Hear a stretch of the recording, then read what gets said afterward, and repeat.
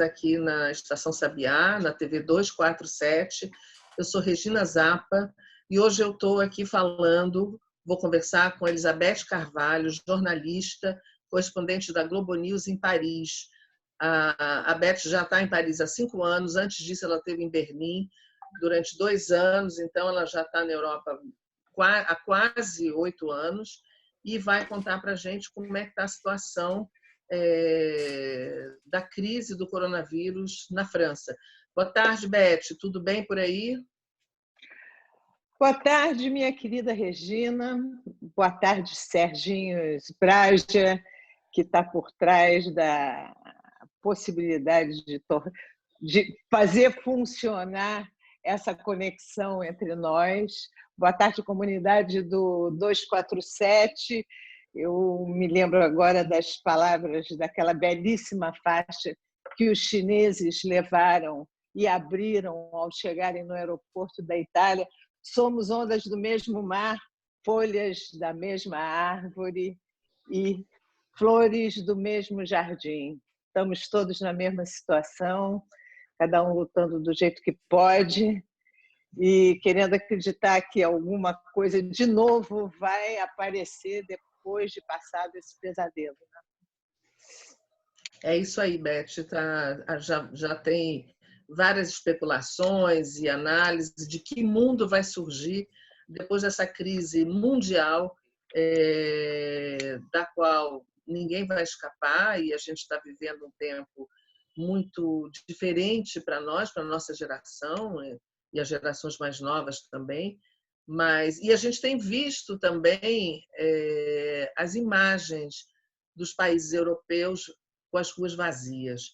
Em que pé que está a situação? Como é que o governo está se comportando aí na França? Como é que a população está reagindo? O que você pode contar para a gente?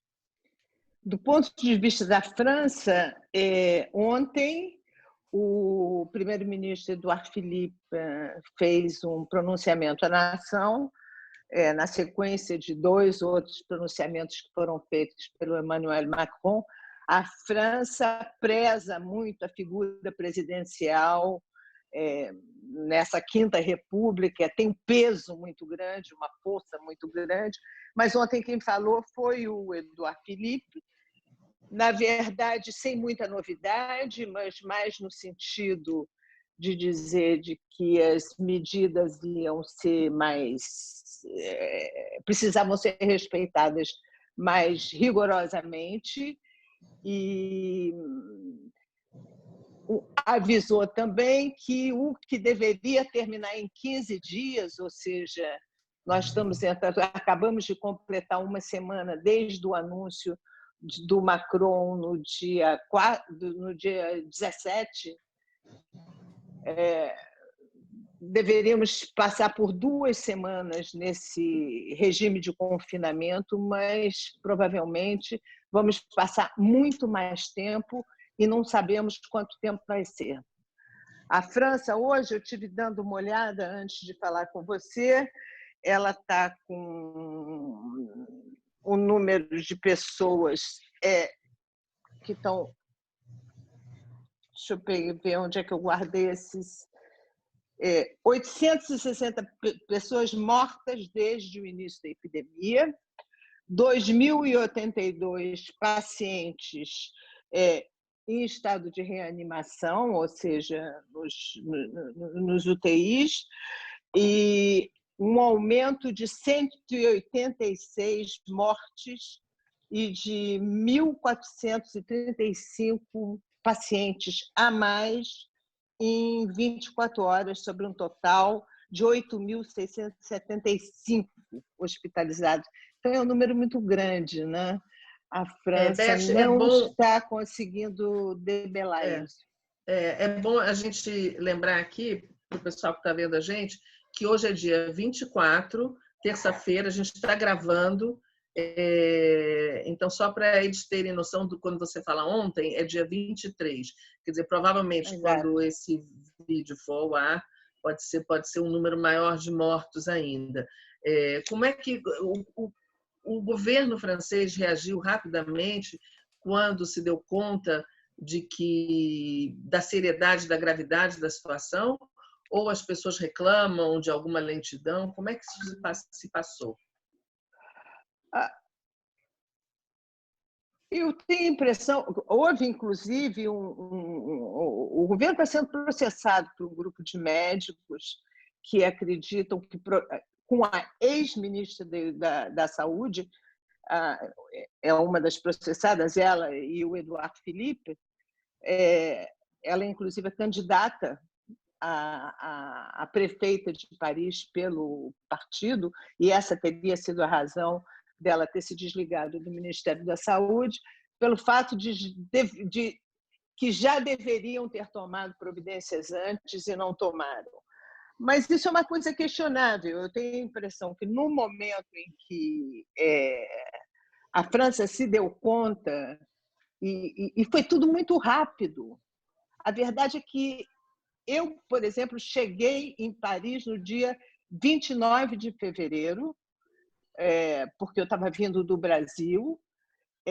Tive uma pneumonia logo depois, que até hoje não posso dizer se foi ou não provocada pelo coronavírus, porque o número para o qual a gente poderia ligar, que é o SAMU, informava o número do serviço de emergência em Paris, informava de que teste de coronavírus, e até agora tem sido assim, só pode ser feito em pessoas que estão hospitalizadas ou em pessoas, agentes de saúde que estão lidando com as pessoas hospitalizadas. Então, não há como você ter uma ideia de se você é portadora, se você deu positivo, se deu negativo, porque esse exame não é um exame acessível a todos os franceses. Essa é a primeira questão. Mas o discurso do Emmanuel Macron, que foi um discurso, o segundo, né? Porque ele falou, e 4 dias depois ele voltou a falar com as pessoas, a se dirigir aos franceses, e foi um discurso ouvido por 35 milhões de franceses. Ou seja, mais calcula-se que 7,5 milhões o acompanharam pelas redes sociais. Isso significa que praticamente todos os eleitores, os cidadãos franceses em condição de votar, ouviram o discurso dele. E, para essas pessoas, ele fez um discurso muito, muito contundente, no sentido de reconhecer a importância da saúde pública e a necessidade de refazer caminhos que ele mesmo havia trabalhado durante tantos anos, no sentido de penalizar os agentes de saúde, de reduzir custos, de obrigar uma competição entre atendimentos e resultados práticos, como se fosse uma empresa, como se a saúde pudesse ser tratada como uma coisa que dá lucro ou que não dá lucro. Enfim, ele reconheceu que é possível muito que, passada essa crise, vencida essa crise, seja necessária uma revisão absoluta dos rumos da economia e uma necessidade de que a gente refaça os caminhos e repense. As palavras dele exatamente foram... Ele fez questão aberta, clara, de dizer que é preciso...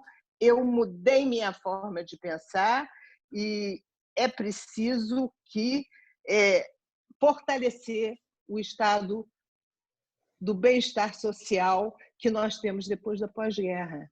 Então, isso é uma coisa que marcou muito o coração dos franceses, entendeu? Agora, como vai ser e como que ele vai lidar, eu não sei exatamente que consequências nós vamos ter nos próximos tempos. Eu acho que as medidas estão sendo adotadas, tem uma série de erros também, não sei se erros, mas tem uma série de falhas que a gente percebe. mas eu acho que isso é inerente ao fato de você estar vivendo uma guerra, e uma guerra você precisa de munição todos os dias, e você não pode dimensionar exatamente que tipo de munição você precisa naquele momento. Então, é difícil É, de você avaliar, entendeu? essa questão é realmente assim, cada dia é um dia novo que você tem que fazer um planejamento. Naquele dia, é exatamente o que você está dizendo, é como se fosse numa guerra, só com a diferença que você não pode se render. Então, você tem que continuar na batalha, na luta, todos os dias, com todas as coisas novas que vão surgindo. Isso que você falou do Macron admitir esse erro, digamos assim, dele e admitir que deveria se repensar o papel do Estado em relação à saúde, eu acho que isso é alguma coisa que vai acontecer talvez mundialmente. Aqui no Brasil, a gente viu, por exemplo, numa das entrevistas, o ministro da Saúde, o Mandetta, fazendo a entrevista com o colete do SUS. Logo, o SUS, que foi tão atacado e que se queria diminuir, tirar dinheiro, fora o teto das verbas para saúde e educação aqui, e tudo isso acho que está sendo repensado. Mas você tinha me dito, e eu queria saber, como é que é a comunicação do governo com a população? Se todo dia tem algum tipo de comunicação, e você tinha me falado também da criação de um conselho, não me lembro agora se foi aí na França, se foi você que me falou, se foi a entrevista com a Márcia lá na Argentina. Foi uma criação de um conselho com médicos e pesquisadores, especialistas, junto com o governo, que estão ajudando o governo a pensar toda essa estratégia. Ah, sim, esse conselho se reúne praticamente todos os dias, ou pelo menos dia sim, dia não, e é um conselho.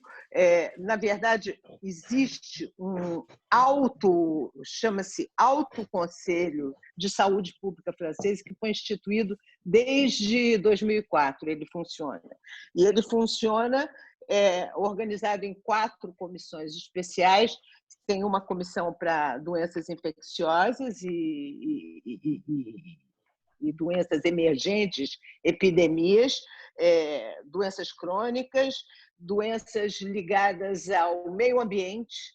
Tem uma comissão especial também tratando disso, e mais uma outra comissão de um sistema de saúde e segurança dos pacientes hospitalizados. Essas 4 comissões funcionam normalmente. Só que agora, num caso de emergência, elas estão sendo solicitadas o tempo todo, sobretudo essa comissão que reúne especialistas, os maiores especialistas em infectologia franceses e diretores de todos os hospitais, sentam no Palácio Eliseu 3 vezes por semana, pelo menos, para discutir estratégias e medir as consequências das providências que estão sendo tomadas, a eficácia, a não eficácia, e essas coisas são imediatamente retransmitidas para a população o tempo todo. Tem uma coisa muito interessante que eu ouvi também, que eu queria te contar. Eu ouço muito rádio. Os franceses ouvem muito rádio. O costume de ouvir rádio é muito forte na França. E são muitas as rádios. Tem a Radio France, né, que responde por uma rede. Na verdade, elas prestam um serviço público, né? Existem rádios privadas, mas a rede pública de rádio é uma rede muito grande. E tem uma rádio que eu ouço muito, porque eu gosto muito, porque toca muita música, etc, etc.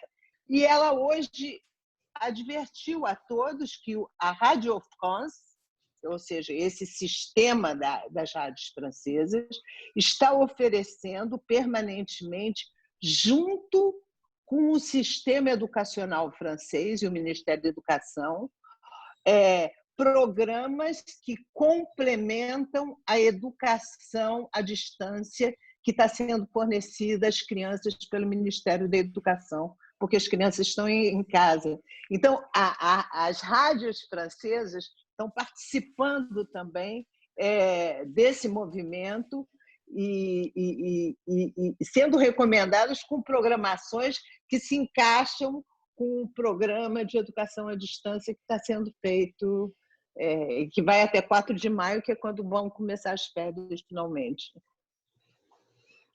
Isso é bem interessante, isso é porque essa é outra questão importante e que ainda não tá resolvida aqui no Brasil. Ainda não existe isso que você está dizendo da rádio pública, está transmitindo essas coisas para as crianças.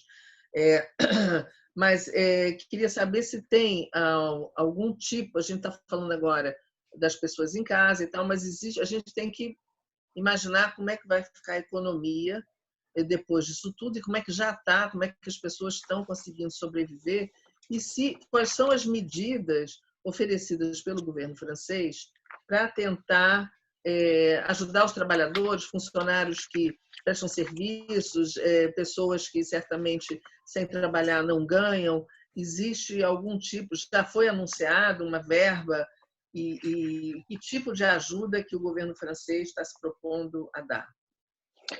Bom, logo de saída, o Emmanuel Macron anunciou o chamado chômage partiel, que é o desemprego, é o patrão dispensando empregados na medida em que não pode mantê-lo e assumindo integralmente o pagamento, ou seja, 70% desse dinheiro seria pago normalmente no chômage partiel, ou seja, quando um empregador dispensa um empregado por motivos diferentes, porque não pode pagar, porque não está conseguindo fechar as contas no fim do mês, ele paga 70% disso.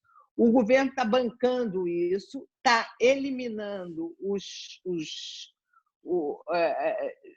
está levantando o pagamento de cotização social, os encargos trabalhistas dos patrões. O governo também está assumindo justamente para evitar que eles fiquem desempregados. O Macron se comprometeu durante esse tempo de confinamento, a suspender o pagamento das contas de luz, de gás e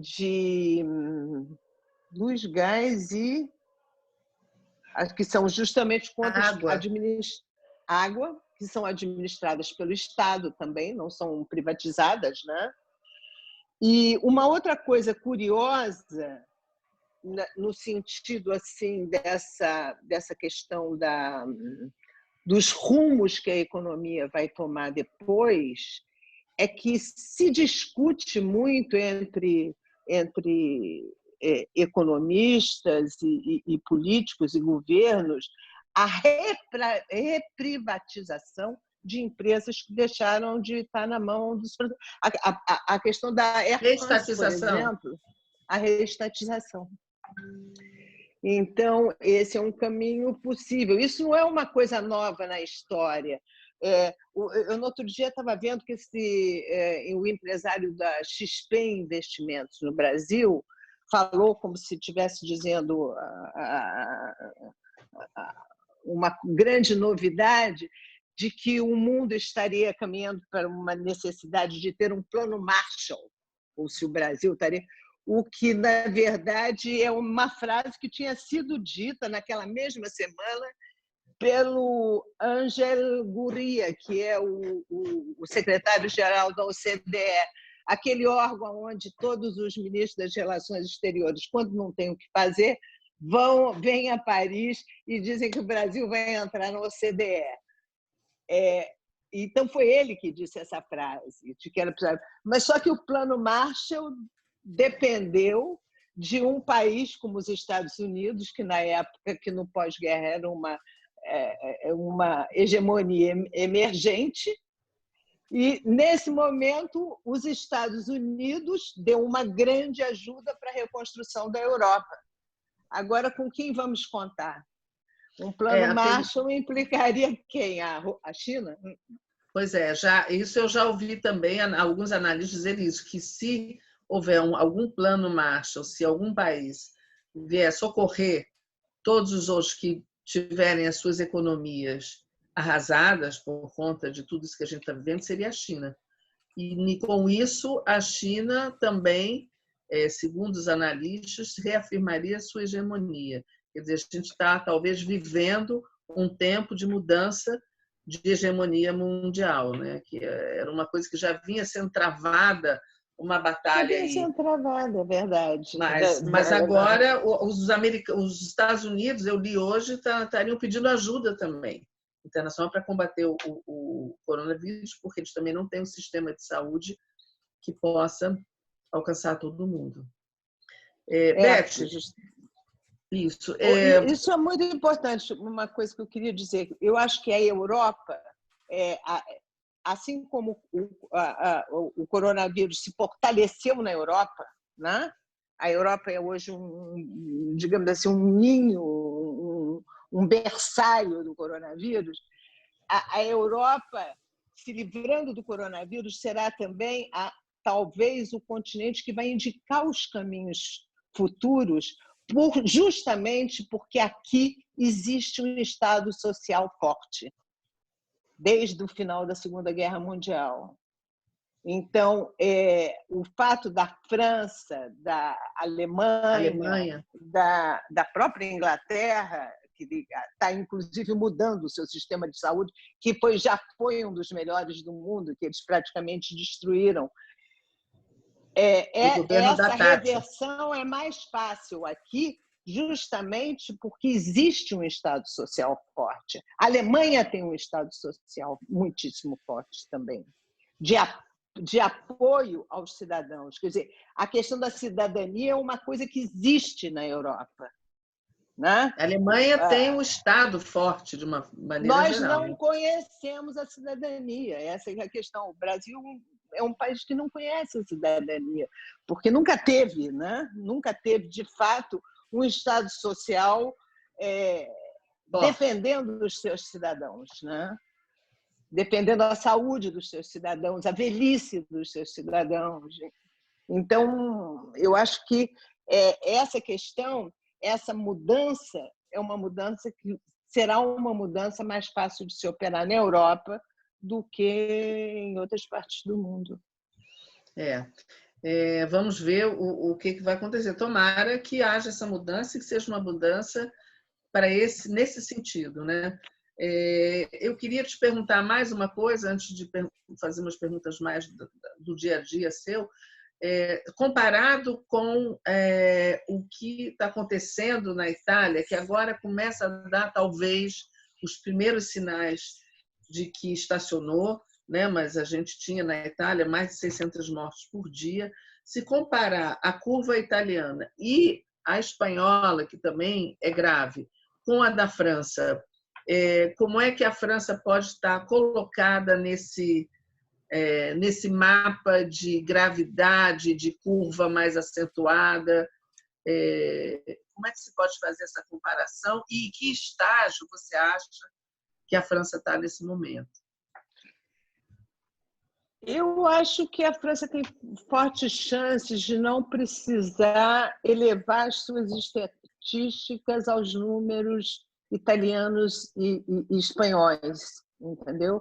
Eu acho que as medidas que estão sendo tomadas aqui são medidas eficazes. Existe uma consciência muito grande da população no sentido de seguir à risca o que é determinado. Existe uma solidariedade entre as pessoas que você percebe que é muito presente, e, sobretudo, essa coisa, eu acho que são essas camadas e camadas de gerações submetidas a guerras sucessivas, a falta, a carência, que levam que essas sociedades sejam, por natureza, mais organizadas. Então, eu tenho a impressão de que a França vai conseguir reverter esse quadro também, sem precisar chegar aos mesmos números, entendeu?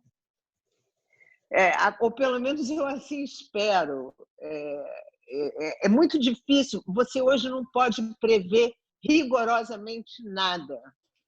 Você não pode... É impossível você poder determinar como é que as coisas vão evoluir amanhã. Nós estamos mesmo numa situação de guerra, né? É uma guerra sanitária. O Macron tinha razão em te dizer, nós estamos em guerra, é uma guerra, e a gente não sabe exatamente como que vai sair disso. Mas eu espero que a França saia mais fortalecida e apontando para novos rumos que possam nos ajudar. A França, que tem sido tão alvo de tantas críticas por parte do governo brasileiro e cenários rocambolescos de segurança nacional, de invasão e não sei mais, ou seja, existem espezinhada, digamos assim, né? Porque faz parte da política que nós seguimos, alinhada aos Estados Unidos de Trump.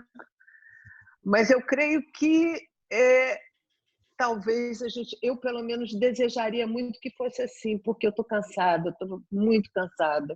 Estamos todos muito cansados. E a gente ainda precisa acumular fôlego para resistir por muito tempo. Beth, eu acho também, torço para que todos os países, aí na França, aqui no Brasil, todos venham se reerguer de uma forma, em caminhos mais humanitários, né? Economias mais humanistas e menos focadas no mercado e mais no indivíduo, no cidadão. Mas eu queria saber de você como é que está o seu dia a dia. Você está confinada, as pessoas estão todas em casa, ninguém pode sair. Como é que está funcionando esse esquema aí em Paris? Sim, confinada. Eu saio uma vez por dia para dar uma caminhada, para fazer uma compra rápida e volto para casa. E os primeiros dias foram os primeiros dias que eu já vinha vindo, porque eu já estava em casa antes, porque eu fiquei doente, eu tive uma pneumonia. E os primeiros dias foram dias assim onde eu me permiti dizer, bom, eu agora vou descansar. Vou descansar no sentido de vou esvaziar a cabeça. Vou pensar menos, parar de acompanhar tantas coisas ao mesmo tempo, ler tantos artigos, essa enxurrada de artigos que você recebe, mais todos os aplicativos das redes sociais que você se comunica. E me dediquei a ler romances. Eu peguei para reler, um privilégio reler O Amor em Tempo do Cólera, do Garcia Marques. Que beleza! E agora eu estou me obrigando a tentar organizar um esquema de vida. Ter uma hora certa para acordar, me programar um pouco, porque eu estava sentindo que eu estava meio me abandonando numa falta de disciplina para a vida. E que, infelizmente, é fundamental da gente ter, sobretudo se você não pode sair. De que adianta eu ter um dia bonito como tem hoje, né? A primavera chegando aqui, e não poder, de forma alguma, aproveitar, entendeu? Beth, você pode mostrar um pouco desse dia, um pouco da rua? Você consegue mostrar para a gente como é que estão as ruas de Paris? Vou tentar te mostrar o meu canto aqui, porque eu moro... Alô? Oi, voltou. Estamos te ouvindo. Eu moro na Place de la Nation, que é o extremo leste de Paris, na Rive Droite,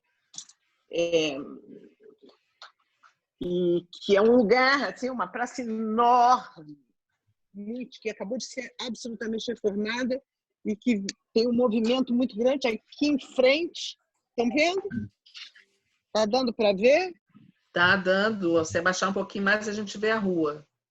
Então, aqui Isso. em frente tem uma escola ali enorme, com muitos alunos, uma escola, um liceu, que essa hora estaria repleto de jovens na rua.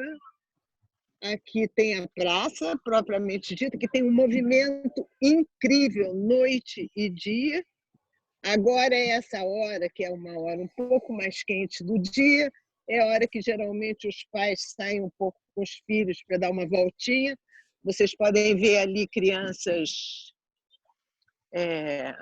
Uma ou andando de outra, né? patinete, uma ou outra.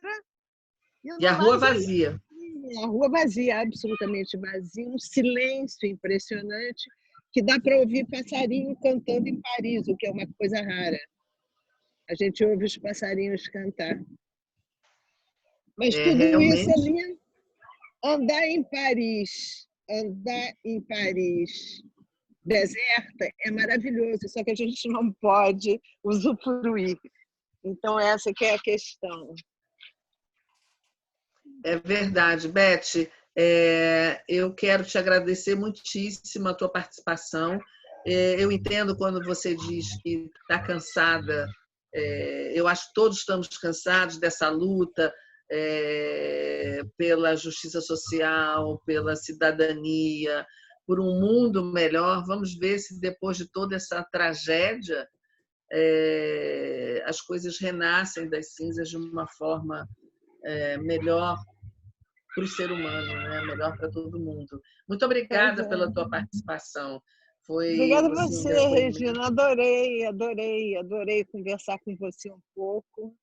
E estou muito preocupada com o Brasil, muito, muito, muito. E isso é um fator de sofrimento para a gente que está fora também.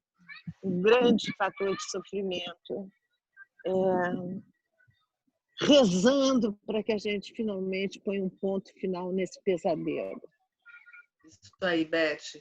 Muito obrigada. A gente vai te chamar de novo para ver a evolução das coisas aí. Mais tarde, nas próximas semanas, a gente vai conversar mais. Tá bem? Um beijo, muito obrigada. Obrigada a todos que acompanharam a gente aqui. Esse depoimento da Beth em Paris foi super importante e interessante para a gente. E até a próxima. Beijo. Beijo.